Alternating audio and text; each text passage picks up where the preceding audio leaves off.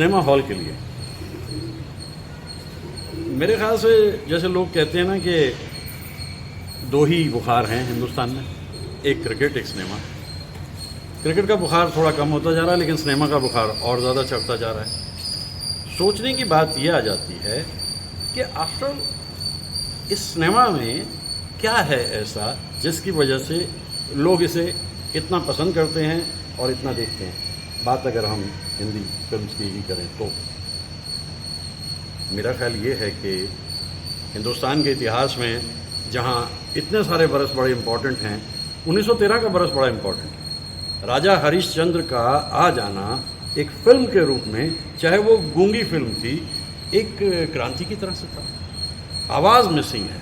आने वाले कुछ दिनों में लोग थोड़े उकताने लगे कि भाई आवाज़ का इंतज़ार है, आवाज़ आएगी तो सिनेमा में जान आएगी। और 1931 में आलम आरा के ज़रिए आवाज़ भी आ गई। आवाज़ क्या आनी थी, एक बात ये ज़रूर उसमें तय हुई कि भाई जो गाने हैं अभी प्लेबैक कहीं नहीं है। एक्टर आ रहे हैं, अपना काम कर रहे हैं, काम करते चले जा रहे हैं, और जो पर्दे पे है वही गा रहा है। गानों की कुछ ऐसी ज़बरदस्त वहाँ पे रौनक जमी कि एक फिल्म आई इंद्र सभा, जिसमें 71 गाने बना दिए गए। लोग देखते रह गए, लेकिन उसके बाद भी बड़ा खुश हुए। जो इस हिंदी सिनेमा के अंदर एक कशिश है वो ये है कि मनोरंजन के साधनों को जब हम खोजने की कोशिश करते हैं तो सिनेमा उसमें नंबर 1 पे आता है। मैं थोड़ा पीछे की तरफ के ज़माने की बात कर रहा हूँ, और सिनेमा बनाना शुरू हुआ, स्टूडियोज़ होते थे, फिर प्रोड्यूसर्स आ गए, उसके बाद कॉरपोरेट्स के हाथ में आ गया। लेकिन वो जो सिनेमा था जिसका जिक्र मैं करना चाहता हूँ, उसके पीछे कहीं एक खूबसूरती होती थी और एक सोशल इश्यूज से जुड़ा हुआ सिनेमा होता था। चाहे वो बिमल रॉय साहब का है, और चाहे वो राज कपूर का है, या अन्य किसी भी प्रोड्यूसर डायरेक्टर का है। तो सिनेमा देखने के लिए जाने की सबसे बड़ी बात दो हैं। जो आम तबका है, माशरा जिसे हम कहते हैं, वो सिनेमा क्यों जाता है?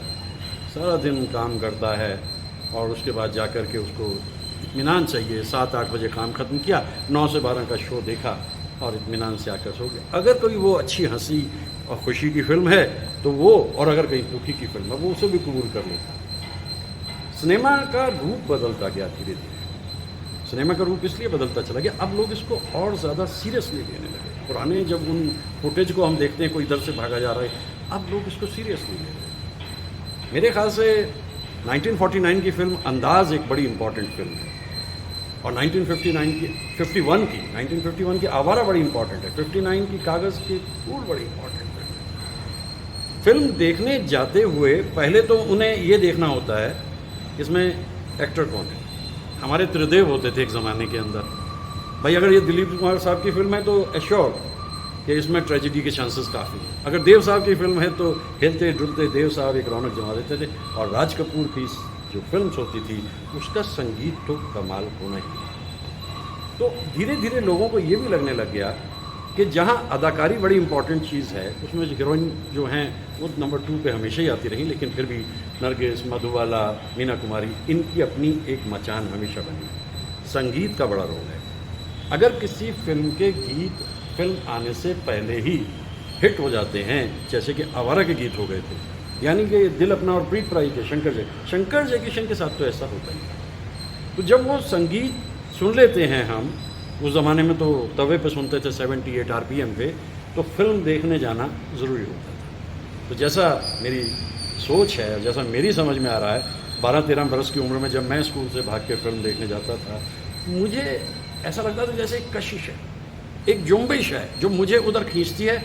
लार्जर देन लाइफ कंसेप्ट जो है, उसमें अपने पसंदीदा अदाकारों को देखना वजह खुशी बनता था, और कई दिनों तक होश ही नहीं आता था उन फिल्म को देखना। अब धीरे धीरे ये मार्केट बढ़ी। हिंदी फिल्म जो है वो पूरे हिंदुस्तान में तो मशहूर हैं, लेकिन पिछले कुछ वर्षों में तो ये ओवरसीज़ भी बहुत अच्छा बिजनेस करने लगी हैं। अब त्रिदेव का हटना, उसके बाद सेकंड लेयर का आना, फिर थर्ड का आना। देखिए, बात फिल्म इंडस्ट्री की सबसे बड़ी बात यही रही है कि कलाकार आते रहे जाते रहे, फिल्म इंडस्ट्री वही मौजूद रही। लेकिन पिछले 25 से 30 वर्षों के अंदर सिनेमा में बड़ा फ़र्क आया। वैसे सिनेमा में फ़र्क तो 1973 से आना शुरू हो गया था।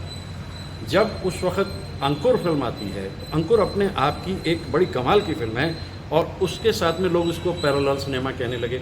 अब एक ऑडियंस ऐसी भी हो गई जो कलात्मक फिल्में देखना चाहती है, उसमें श्याम बेनेगल साहब भी हैं, उसमें गोविंद निलानी भी हैं। जबकि मैं ये मानता हूँ कि कलात्मक फिल्मों की अगर बात मान के चलें तो गुरुदत्त की कागज़ के फूल कलात्मक है, शैलेंद्र जी की जो बासु भट्टाचार्य साहब ने की थी डायरेक्ट, वो तीसरी कसम भी कलात्मक है, मेरा नाम जोकर भी कलात्मक है। लेकिन फिर लोग डिस्टिंग्विश करते हैं, वो सोच उनकी अपनी। सिनेमा हमारे जीवन का अभिन्न अंग इसलिए बन गया है कि हम इससे रिलेट करने लगे हैं। ऐसा लगता है जैसे तो जब देवदास के अंदर हम देखते थे दिलीप साहब को उदास कौन कम वक्त बर्दाश्त करने के लिए, तो हमारी पीढ़ी के कुछ नौजवान अगले दिन जब हम उन्हें कॉलेज में देखते थे तो वो इसी तरह से चलते चले जा रहे होते। असर इतना गहरा सिनेमा का होता। वो जब एक आदमी यूँ करता हुआ कल तक ठीक था तो हम ये कहते थे आज के भाई कल वो जरा तेरे घर के सामने देव साहब की देखी। तो ये राज कपूर साहब, तो इन लोगों ने इतनी हम लोगों की सोच के ऊपर असर डाला कि मनोरंजन के बाकी साधन सब पीछे हो गए। गिल्ली डंडा से हमने शुरू किया था, क्रिकेट की तरफ हम आए थे, लेकिन जो रह गई आज भी हमारे साथ चीज़ वो सिनेमा है। अच्छा सिनेमा बुरा सिनेमा कुछ नहीं होता। जब भी डायरेक्टर प्रोड्यूसर फिल्म बना रहा है वो अच्छी ही फिल्म बनाता है। ये नज़रिया ऑडियंस का होता है जब वो वहाँ पर पहुँचता है कि उसने क्या सोचा था और उसने क्या पाया। जैसा कि प्यासा हिट हो गई और कागज़ के फूल नहीं चल पाई, जोकर नहीं चल पाई, बॉबी हिट हो गई। पब्लिक क्या जानती है? राजेश खन्ना तो गा दिया गाना कि ये पब्लिक है, सब जानती है। पब्लिक का कुछ भरोसा नहीं किस फिल्म को हिट कर दे और किस फिल्म को पिट कर दे। You never know about that. ऐसा एक खुशी मिलती थी जब अच्छी फिल्में देखकर, चाहे वो शांताराम जी की फिल्म होती थी या गुरुदत्त की फिल्म होती थी या बिमल राज की फिल्म होती थी। लेटर स्टेज तक आते तो सिनेमा इतना रियलिस्टिक हो गया।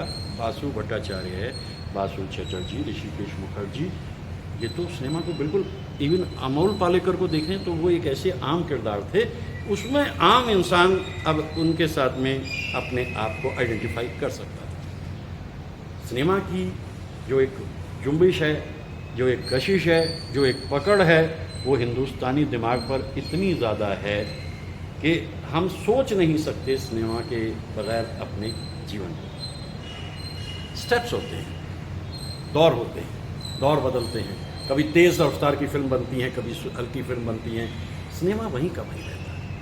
अब जो ये दौर अभी गया है पीछे, जिसमें ये खान्स का एक पूरा रहा सिलसिला, ये मुझे लगता है कि जो हीरो वर्शिप होती थी यहाँ करके ख़त्म हो जाएगी। इसके बाद में आने वाले दिनों में कोई इतना मकबूल नहीं हो पाएगा हीरो जितने अमिताभ बच्चन साहब हुए। क्योंकि अब आप देखिए, ये भी तो कमाल जनता का ही है ना।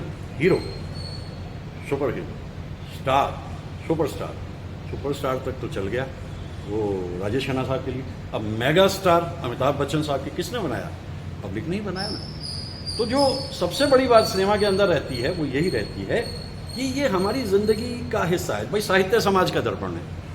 और ये जो राइटर्स लिखते हैं आजकल, जैसे OTT पे आप फिल्म्स में देख रहे हैं कितनी वायलेंस है, मतलब ऐसा लगता है जैसे ये फिल्म्स बनी ही वायलेंस और सेक्स के लिए, कितनी लंबी लंबी और कुछ। लेकिन होता क्या है कि इससे भी आदमी उकता जाता है। घूम फिर के बात यही आती है कि जो गहरा है वही ठहरा है। 2 बीघा ज़मीन के पलराज साहनी मन में रह जाती है। देवदास के चुन्नी बाबू मोतीलाल हमेशा याद रह जाते हैं, जो जागते रहो में भी क्या खूबसूरत गीत था, ज़िंदगी ख्वाब है। दौर बदलते रहेंगे, हालात बदलते रहेंगे। अब ये 1.5 बरस के अंदर सबसे बड़ा फ़ायदा किसको हुआ? OTT को हुआ ना। तो जो डरे हुए लोग थे, डर के डर से नहीं है डरना, मौत से पहले नहीं है मरना, लेकिन सिनेमा देखने जाना है, ज़रूर जाना है। अब तो लोगों के घरों पे इतना कुछ आ गया, लेकिन फिर भी वो जो सिनेमा के पर्दे पे जाकर के लार्जर दैन लाइफ का कंसेप्ट आता है, उसका कोई मुकाबला है नहीं। दुनिया बदल जाएगी, सिनेमा जाना लोगों का कम नहीं होगा, बंद नहीं होगा। अभी जैसे धीरे धीरे ये खुल रहे हैं, आप देखिएगा कि टूट के एकदम से लोग पड़ेंगे, क्योंकि इसमें इन्वेस्टमेंट बड़ा हाई है। सो मच एट स्टेक, जहाँ एक तरफ कलाकारों का, प्रोड्यूसर डायरेक्टर का और फाइनेंसर्स का, वहीं सिनेमा हॉल के मालिकों का भी। तो सिनेमा हमारे जीवन का अभिन्न अंग है, यूँ कहें आम भाषा में हमारे जीवन की परछाई है। एक ऐसी सच्चाई है जिससे अलग निकलना हम लोगों के लिए मुमकिन है नहीं। और सच बात है कि अलग निकल के हम जाएंगे कहाँ? अब जब हम टीवी पे बीच में एक दौर ऐसा आया था 80s में 90s में, हम सारी फिल्में वीडियो पे टेप्स पे देखने लगे थे।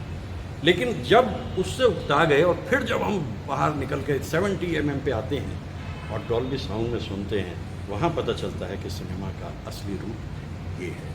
तो वो जो लार्जर देन लाइफ कंसेप्ट इंसान को, चाहे वो कितना छोटे तबके से है, कितने बड़े तबके से है, वो उसको बांधता है, वो उसको जोड़ता है। सिनेमा अपने आप में एक खूबसूरत सच्चाई है। और मैं भी आजकल घर बैठे बैठे देखता हूँ, थोड़े से हालात बेहतर हो गए, चला जाऊँगा। उम्र के इस पड़ाव पे भी मुझे एक भूलता नहीं है क्लास से छुप के जाना। लोग कहें उसको सोमनम्बुलिज्म, सोते सोते चलने की जैसे बीमारी होती है ना, तो इसके लिए भी कोई टर्म इस्तेमाल हो सकती है कि क्लास में पढ़ते पढ़ते उठ के सिनेमा हॉल में जाके 13 साल की उम्र में टिकट लेना और सिनेमा देखना। ये है कशिश, ये है मोहब्बत सिनेमा की, जो आज तक मेरे दिल में और मेरे जैसे न जाने कितने हज़ारों लोगों के दिल में रहती है। सिनेमा हॉल कितना कमाल का काम कर रहा है यूट्यूब के ऊपर, और अजय जी का कमाल है, इतनी बारीकी से सहजता से बात करते हैं। मैं तो सुनता हूँ, आप लोग भी सुनिए। मेरी दुआएं आप सबके लिए।